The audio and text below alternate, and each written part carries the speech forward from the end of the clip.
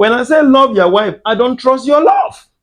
When I said to the wife, submit to your husband, I don't trust your submission. It now gives you what? A template of love, a template of submission.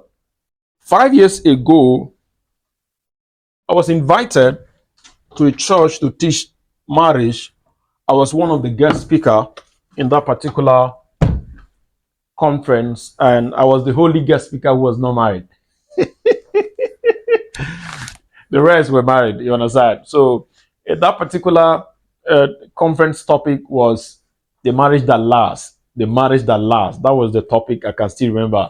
So I was given 15 minutes. I was the first guest speaker to speak. I was given 15 minutes to speak, and 10 minutes was for my speaking engagement, and 5 minutes was for question. So I now tell the convener of that program that 10 minutes is too big for me to speak. Please help me with just 5 minutes. I'm okay with 5 minutes. I'm okay with 5 minutes. Now, this is what I did. Now, for most people, they look down on someone who is not yet married, who is teaching marriage. So, I don't believe in all those stuff now. I believe in the wisdom of God. I don't believe in the wisdom of man. And I don't believe your experience. Experience is not a standard to use to teach marriage. Now, and I told them in that particular conference that this is what I focus on in that teaching. I make a statement and use the 5 minutes to scatter that statement. And guess what? While I was in my last minute, I used to go with my phone. I drop my phone. I'm turning myself. They send me a small paper and say, "Sir, please, can you continue for 15 more minutes?" Now, let me teach you what I taught them that day. I said something like this. I say, successful marriage is predictable. That's how I started that teaching. I say successful marriage is predictable. And I'll say, for those of you who know how to cook vegetable soup, and I ask them, that vegetable soup you wanted to cook, was it ready the time you finished cooking it, or it was already ready before you start cooking it? They say it was already ready before they start cooking it. So the ready vegetable soup didn't ready that time you see it. It was already ready in the realm of the mind of the person who cooked that soup. So now, when I say successful marriage is predictable, it's likely to cooking vegetable soup. Now, the person who cooked the vegetable soup has the principle to cook the vegetable soup. So if you work the person in the morning, he can cook the vegetable soup. You work the person in the night, who cook the vegetable soup. Take this person to America, who cook vegetable soup. Bring it to Nigeria, who cook vegetable soup. That means that successful marriage is not determined by location or who you marry. It's determined by the principle that govern marriage. For most people, they teach their experiences to people in marriage. Now, if we want to go back to the original concept of marriage, it was founded by God. Now, by principle of invention or manufacturing anything, the person who invents, who produce anything, dictate the principle that govern the functionality of that thing. For example, now, I'm not the creator of Benz car. I'm not the creator of Toyota car. I'm not the creator of many planes you see that fly in the airport. The people who design those planes determine the principle that govern that plane. So when it comes to marriage, most of the time, teach our experiences. So anybody can teach about marriage. Simple. If you understand the principle that govern the institution, you can pick that principle and teach it. It will work anywhere. 3 years ago, my boss was hosting a training. He owns a crypto course. He was hosting a training, and he was using the WhatsApp presentation sales method to sell it. Now, I don't know what happened because of that training. Maybe network, it was a glitch in network. So he left the training halfway. Now, the training material, I have access to it.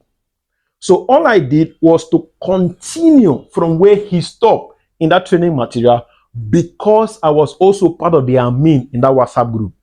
So now everywhere he used to copy and paste and wait for 5 minutes before pasting something else, I follow it to the end. And guess what? I made a sale in that program that day, over 125,000 naira.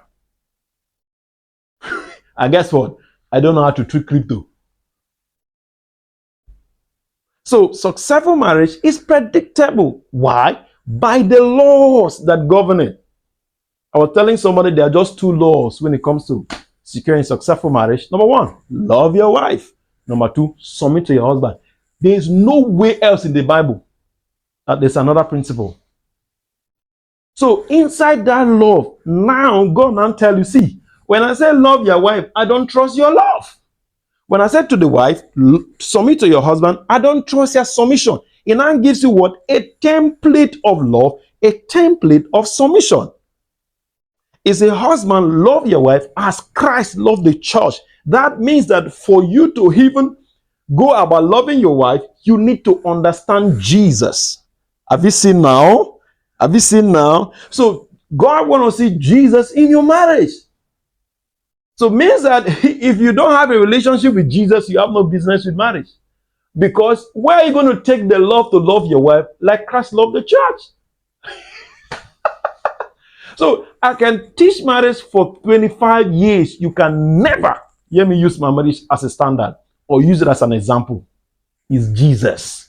It's Jesus.